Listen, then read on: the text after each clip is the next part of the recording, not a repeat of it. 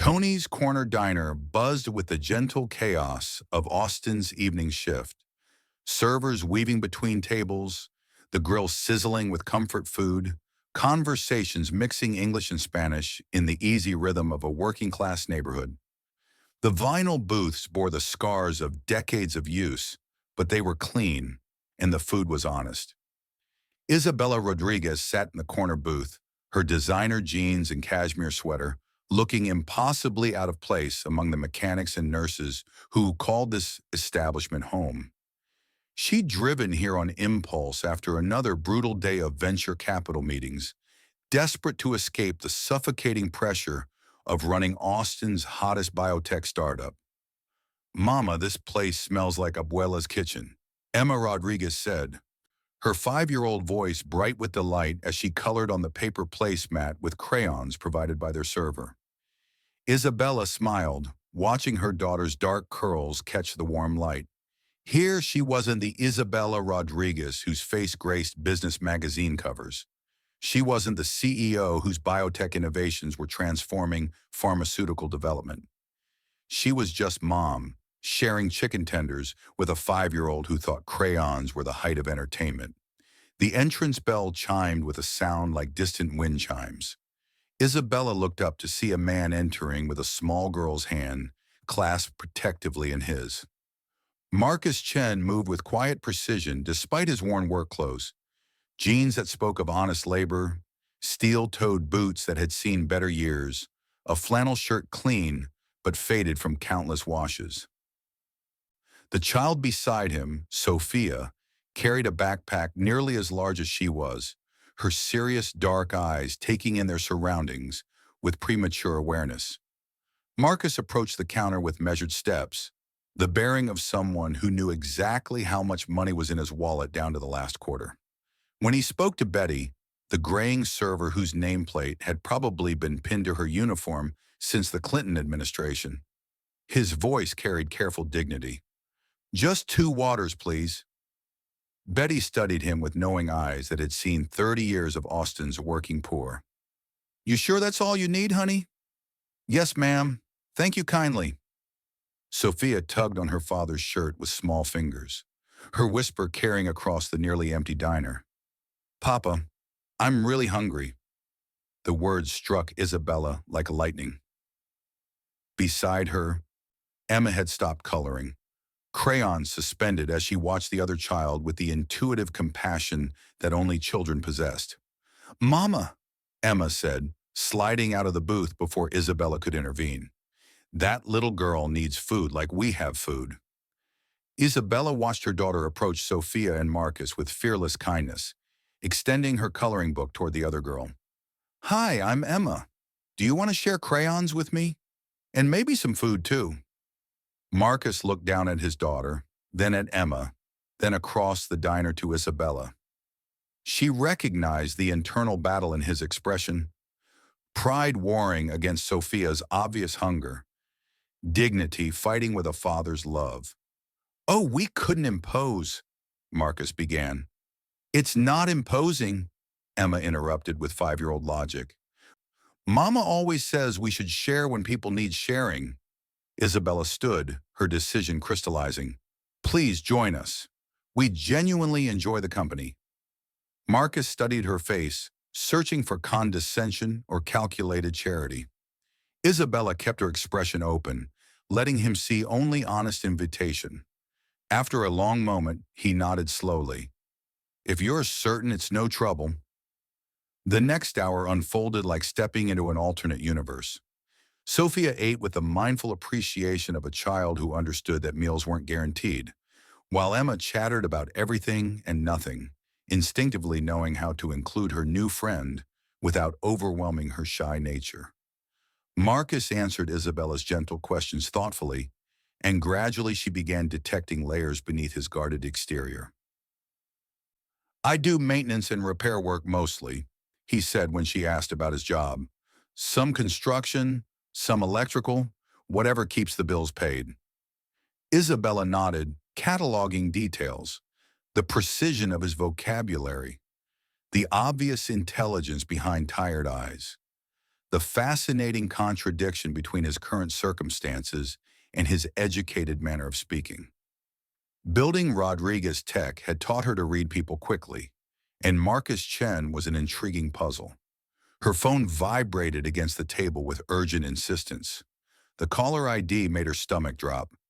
Sarah Martinez, VP Operations. "Excuse me just a moment," she murmured, stepping outside into the cooling Texas evening. "Isabella, thank God you're answering." Sarah's voice was tight with barely controlled panic. "The Pemberton Pharmaceutical deal. They're demanding final approval tonight. We're talking $500 million in biotech acquisitions, but the window closes at midnight. Can't this wait until... The whole industry's watching this move. If we hesitate, Blackstone Pharmaceuticals will swoop in and will lose the opportunity to corner the market on next-generation cancer treatments." Isabella glanced through the diner window at Marcus, who was patiently helping Sophia sound out words on the children's menu, and felt her priorities realigning in real time. "Handle the preliminary negotiations, Sarah. I'll review everything tomorrow morning." "But Isabella, this could position Rodriguez Tech for the biggest IPO in Austin history." "I said tomorrow." Her voice carried the authority that made board members twice her age reconsider their arguments. "I'm having dinner with my daughter." She ended the call before Sarah could protest further, but not before Marcus had appeared in the doorway, concern replacing his usual careful reserve. "Is everything all right out here?" Isabella looked at this man, this stranger who'd noticed her distress while her own executive team saw her as nothing more than a decision-making machine, and felt her carefully maintained walls beginning to crack. "Just work trying to intrude on family time," she said honestly. "I understand that pressure completely," Marcus replied quietly. "Different kind of responsibilities. Same weight pressing down on your shoulders." Their eyes met in the soft light spilling from the diner, and Isabella saw recognition without agenda, understanding without calculation, something she'd forgotten could exist. When they returned inside, the girls had invented an elaborate story involving Emma's toy horse and Sophia's small stuffed elephant, their young voices weaving imagination into the space between their different worlds. As they prepared to leave, Isabella's phone rang again. This time she didn't step away. The caller ID showed her assistant, and she trained Emma to understand that some calls required immediate attention. "Isabella Rodriguez speaking," she answered automatically, then immediately regretted using her full professional name as she noticed Marcus's head turn sharply in her direction. "Ms. Rodriguez, the Austin Business Journal wants a quote about tonight's Rodriguez Tech valuation announcement." Her assistant's voice carried clearly in the quiet diner. "They're running tomorrow's headline: Rodriguez Tech becomes Austin's first billion-dollar biotech unicorn." Isabella's eyes met Marcus's across the table. She watched understanding dawn on his face, not just that she was successful, but that she was Rodriguez Tech successful. The Isabella Rodriguez whose innovations were transforming pharmaceutical development, whose startup had just achieved unicorn status, whose name was synonymous with Austin's tech boom. "No comment tonight," Isabella said quietly, ending the call with trembling fingers. Silence stretched between them like a fault line opening in slow motion. Marcus looked at her with completely new eyes, not hostile, but suddenly aware of distances that hadn't existed moments before. "Rodriguez Tech," he said finally, his voice carefully neutral. "Yes." Sophia tugged on Marcus's sleeve, oblivious to the seismic shift occurring between the adults. "Papa, can Emma come over to play sometime?" Marcus looked down at his daughter, then at Emma's hopeful face, then back at Isabella. She could see him processing, recalibrating, understanding that the woman he'd been talking to for the past hour existed in a stratosphere so far above his own that they might as well inhabit different planets. "We should probably head home," he said gently, lifting Sophia into his arms. "It's getting late for little ones." Outside the diner, Isabella's Tesla Model S gleamed under the parking lot lights like a silver spaceship among the pickup trucks and aging sedans. She watched Marcus notice it, saw the exact moment when his expression closed down entirely. "Thank you for dinner," Sophia called from her father's arms, waving enthusiastically at Emma. "Bye, Emma," Emma waved back with equal enthusiasm. "Bye, Sophia. See you really soon." But as Isabella buckled her daughter into the luxury car seat, she wondered with growing dread if they ever would. Zilker Park on Sunday mornings belonged to Austin's democratic soul. Families spreading blankets under massive live oaks, musicians tuning guitars near Barton Springs Pool, children and dogs running with equal abandon across endless green space. It was a place where tech CEOs and construction workers shared the same shade, the same sunshine, the same simple pleasures. Isabella had been coming here with Emma every weekend since that night at Tony's Diner, ostensibly for quality mother-daughter time, but truthfully hoping against statistical probability to encounter Marcus and Sophia again in this vast city of nearly 1 million people. "Mama, look!" Emma's shriek of pure joy made half the park turn to stare. "It's Sophia!" Isabella followed her daughter's pointing finger to see Sophia by the playground equipment, her face transforming with delight at the sight of Emma. Behind her, Marcus emerged from behind a massive oak tree, where he'd been watching his daughter play with the vigilant attention of a single parent in an uncertain world. Emma was already running, her small legs carrying her across the grass with heat-seeking missile determination. Isabella watched, heart hammering against her ribs, as the two girls collided in a hug that could have powered downtown Austin for an hour. Marcus approached more cautiously, hands shoved deep in his jacket pockets, his expression guarded but not unfriendly. "Imagine meeting you here," Isabella said, standing as he drew near, her smile feeling uncertain on her face. "Small world," Marcus replied, though something in his tone suggested this encounter wasn't entirely coincidental. The girls immediately launched into an elaborate game that seemed to involve rescuing invisible creatures from imaginary disasters, their voices bright with shared conspiracy. Isabella gestured toward the oversized picnic basket beside her chosen bench. "I may have gotten slightly carried away at Whole Foods this morning," she said, the lie sliding out smoothly. "There's enough food here to cater a small corporate retreat." Marcus studied her expression, searching for hidden meanings or ulterior motives. Finding none, or choosing to trust what he saw, he slowly settled on the opposite end of the bench. "Sophia asked about Emma every single day this week," he admitted quietly. "I finally surrendered to persistent 5-year-old logic." Emma did exactly the same thing. Isabella opened the basket, revealing gourmet sandwiches, organic fruit, artisanal cookies, and premium juice boxes, far more than two people could reasonably consume. Children don't understand complicated adult reasons for maintaining distance. Over the following weeks, Sunday mornings in Zilker Park became sacred ritual. Isabella discovered that Marcus had studied electrical engineering before life took unexpected turns, that he read voraciously despite working multiple jobs, that his insights into urban development and infrastructure were both informed and passionate. Marcus learned that Isabella struggled with the profound isolation that accompanied sudden wealth, that she genuinely adored her daughter but felt constantly inadequate as a single mother, that beneath the polished exterior lived someone who vividly remembered counting coins for grocery money.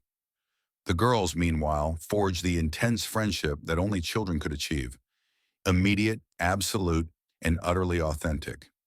Sophia taught Emma origami with park napkins, while Emma shared her extensive collection of toy cars with the generous spirit of someone who'd never experienced want. Isabella found herself anticipating these afternoons with an intensity that had nothing to do with board meetings or IPO preparations. Watching Marcus with Sophia, observing the quiet strength with which he navigated single parenthood on limited resources, she felt something awakening that she'd assumed was permanently buried beneath corporate ambitions and financial success. The job opportunities began subtly. Isabella made strategic phone calls, and suddenly 3 of her business contacts discovered urgent needs for skilled maintenance and electrical work. The positions were legitimate, the compensation fair, and Marcus's performance was exemplary, which surprised her not at all. The devastating revelation came on a Thursday evening in November, when Isabella was working late in her Rodriguez Tech office, reviewing merger documents that could reshape the entire pharmaceutical industry. The building was mostly empty except for security personnel and the contracted cleaning crew. She'd been analyzing financial projections when movement in the hallway caught her peripheral vision.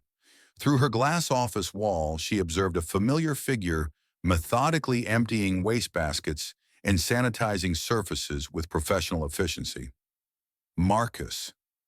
Isabella's breath caught in her throat like a physical obstruction. Of course, the Rodriguez Tech Tower contracted with a comprehensive cleaning service, and Marcus worked multiple jobs to support Sophia. But the pieces clicking together created a picture more devastating than she'd imagined.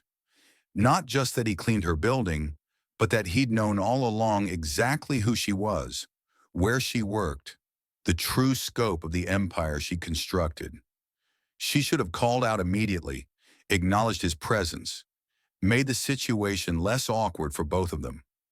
Instead, she found herself paralyzed, watching him work with the same meticulous attention he brought to everything. There was profound dignity in his movements, unmistakable pride in executing even this humble job with excellence.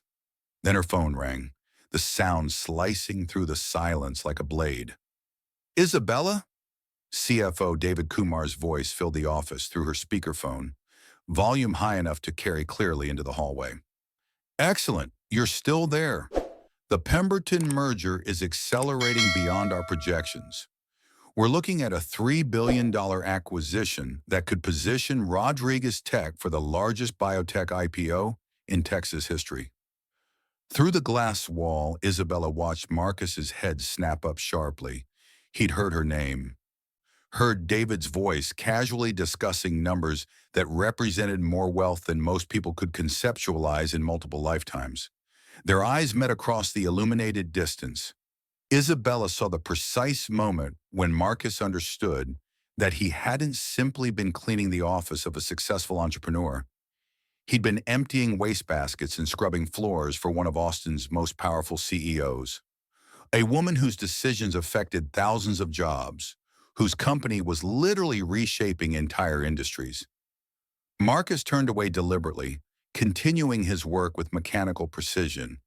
But something fundamental had shattered between them, a delicate balance that could never be reconstructed.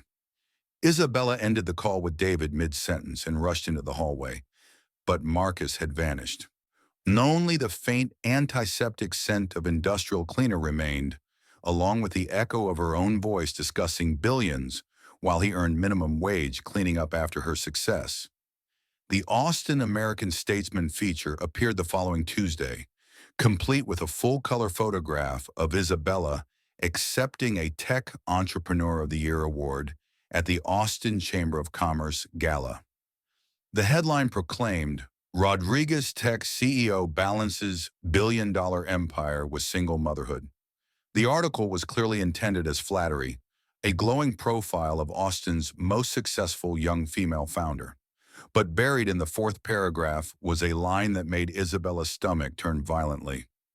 "Rodriguez is often spotted at local establishments, seeking authentic experiences to better understand how ordinary families navigate daily challenges as her company develops technologies that will transform their lives."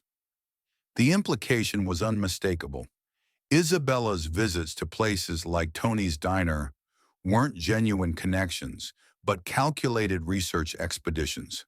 The journalist had somehow twisted her desperate desire for authentic human interaction into a cynical study of ordinary people for corporate purposes.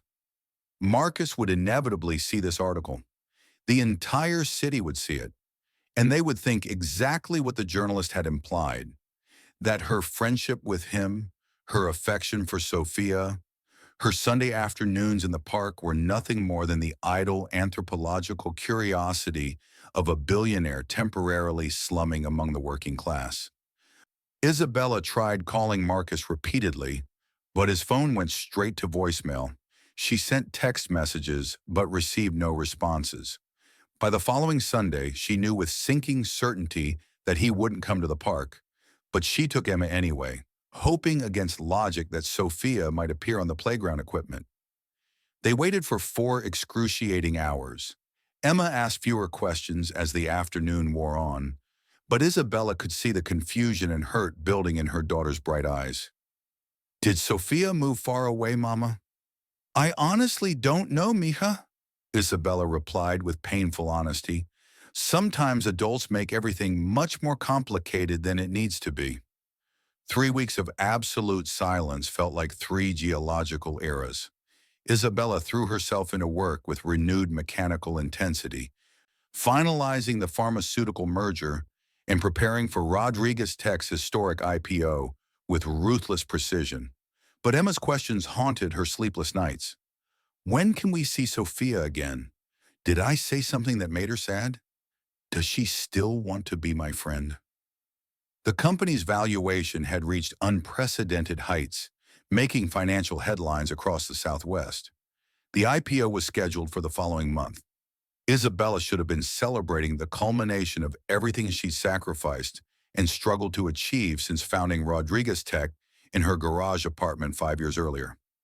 Instead, she found herself driving aimlessly through Austin's working-class neighborhoods on a Sunday afternoon, Emma sleeping peacefully in her car seat, desperately searching for the apartment complex where Marcus and Sophia lived. She discovered it finally, a modest complex near Riverside Drive, the kind of place where hardworking families stretched every paycheck to cover rent, utilities, and the countless small expenses that comprise survival. Isabella sat in her Tesla for 45 minutes, attempting to summon courage she'd never required for hostile board meetings or predatory venture capital negotiations. "Mama, is this where Sophia lives?" Emma had awakened, pressing her small face against the window with 5-year-old curiosity overcoming sleepiness. "I believe so, mija. Should we see if she's home?" They climbed the exterior concrete stairs to the second floor, Isabella's designer boots feeling absurd against the practical surfaces.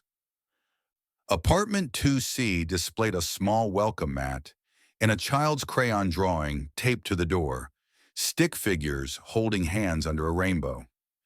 Isabella knocked softly, her heart hammering. The door opened after what felt like an eternity, revealing Marcus in faded jeans and a University of Texas t-shirt, his dark hair tousled as if he'd been reading on the couch. Behind him, Isabella glimpsed a small but immaculate apartment, second-hand furniture arranged with obvious care, Sophia's artwork covering one entire wall like a professional gallery exhibition. "Isabella." His voice was carefully controlled, but she caught the flash of something, surprise, hope, wariness, in his expression. "Hi." The word emerged smaller than she'd intended. "Could we possibly talk?" Marcus looked at Emma, who was practically vibrating with excitement at the prospect of seeing Sophia, then back at Isabella.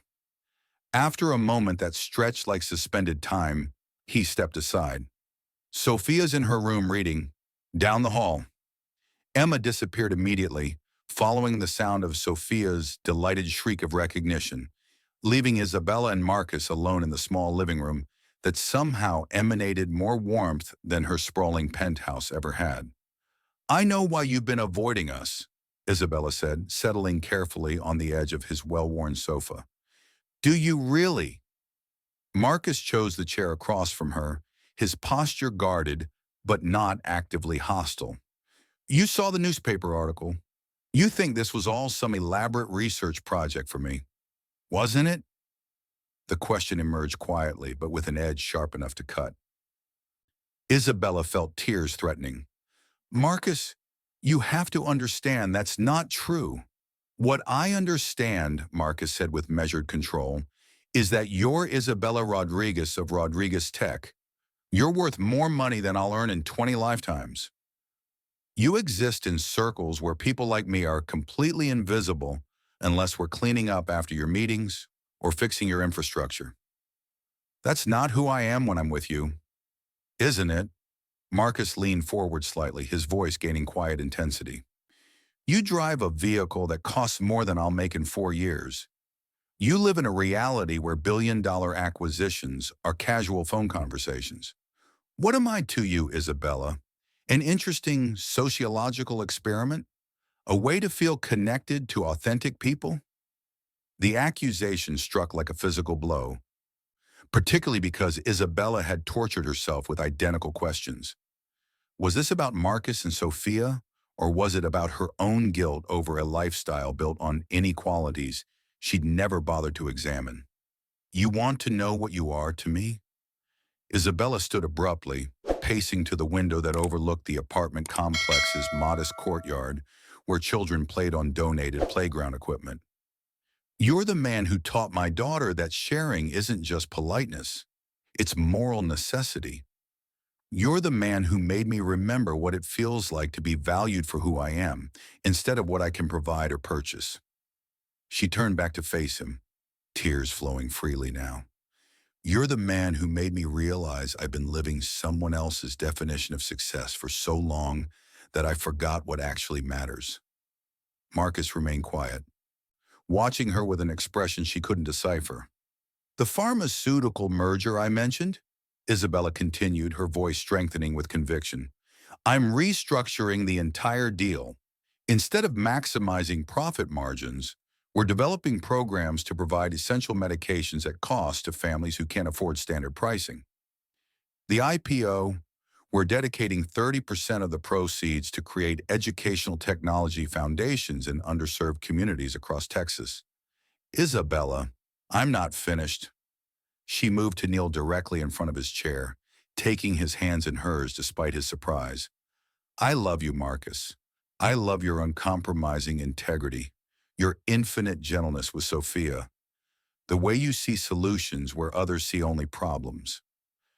I love that you made me question everything I thought I wanted from life. Marcus stared at her, his expression shifting gradually from skepticism to amazement. You're completely serious about this, about changing everything. I'm serious about building something meaningful. With you, if you'll consider it. Isabella squeezed his hands gently, not as your employer or your benefactor, but as your genuine partner, in business and in life. What exactly are you proposing? Isabella reached for her briefcase, extracting a folder she'd been carrying for weeks like a talisman.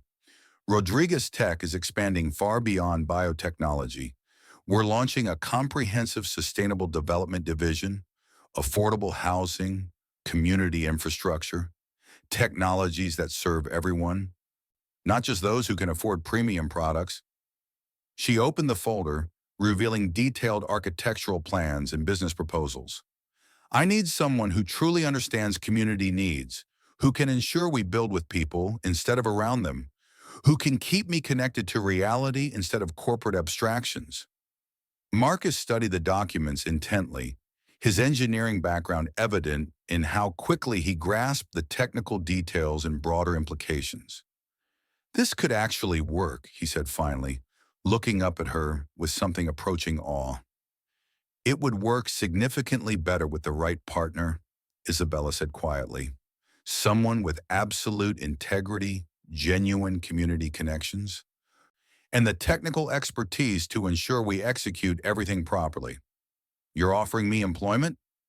I'm offering you co-ownership of a division that could revolutionize how technology companies approach social responsibility. Equal partnership, equal decision-making authority, equal equity stakes. Isabella took a deep breath. And I'm asking if you'd consider sharing more than just professional responsibilities with me. Before Marcus could formulate a response, both girls appeared in the doorway, Sophia clutching Emma's hand with the intensity of someone who'd thought their best friend had disappeared forever. Papa, Sophia said, climbing onto Marcus's lap with the unconscious trust of beloved childhood. Can Emma stay for dinner? We're developing a very important plan. What sort of plan? Marcus asked, though his eyes remained locked on Isabella's face. We're going to build houses for families who don't have enough money, Emma announced with 5-year-old seriousness.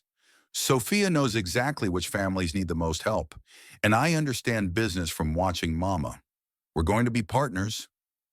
Isabella and Marcus exchanged a look over their daughters' heads, surprise, joy, and the profound recognition that children often grasp essential truths faster than adults who'd been trained to complicate everything unnecessarily.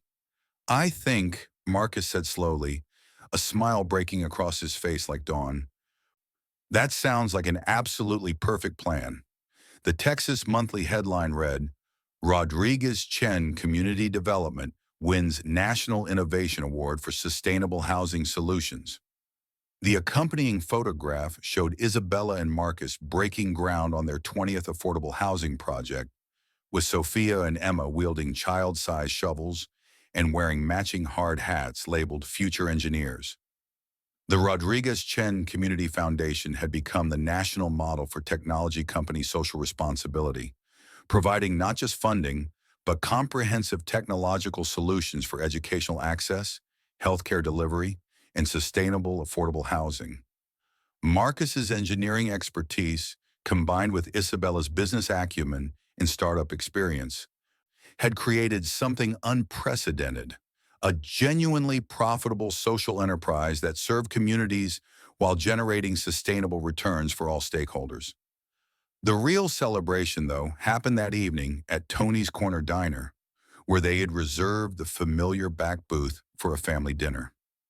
The same red vinyl seats, the same buzzing neon sign outside, but now Isabella and Marcus sat side by side, simple wedding rings catching the fluorescent light, watching their daughters plan their next world-changing venture over shared chocolate milkshakes. Any regrets whatsoever? Marcus asked, reaching for Isabella's hand across the table scarred by decades of use. Isabella looked around the diner where their improbable story had begun, at Betty the server who'd instantly recognized them and insisted their entire meal was absolutely on the house, at the framed newspaper article hanging prominently behind the register celebrating their community development innovations, at Emma and Sophia designing what appeared to be rocket ships specifically engineered for delivering prefabricated houses to families in need. Only one, she said. Marcus raised an eyebrow, his expression playfully concerned. What's that? That it took me so ridiculously long to understand that the most valuable thing you can build isn't a company or a fortune. Isabella squeezed his hand. It's a life that genuinely matters to people beyond yourself. Emma looked up from her elaborate crayon blueprints, somehow managing to have ketchup smeared on her cheek despite having finished her French fries 30 minutes earlier. Mama, when Sophia and I grow up, can we run the foundation together forever? I think, Isabella said with complete seriousness, that can definitely be arranged. But you'll both have to promise to always remember what we learned right here. What's that? Sophia asked, looking between her new stepmother and her father with bright curiosity. Marcus and Isabella exchanged a look filled with love, gratitude, and the recognition that some fairy tales began not with castles and princes, but with shared French fries and the courage to see past surface differences to the possibility of genuine partnership.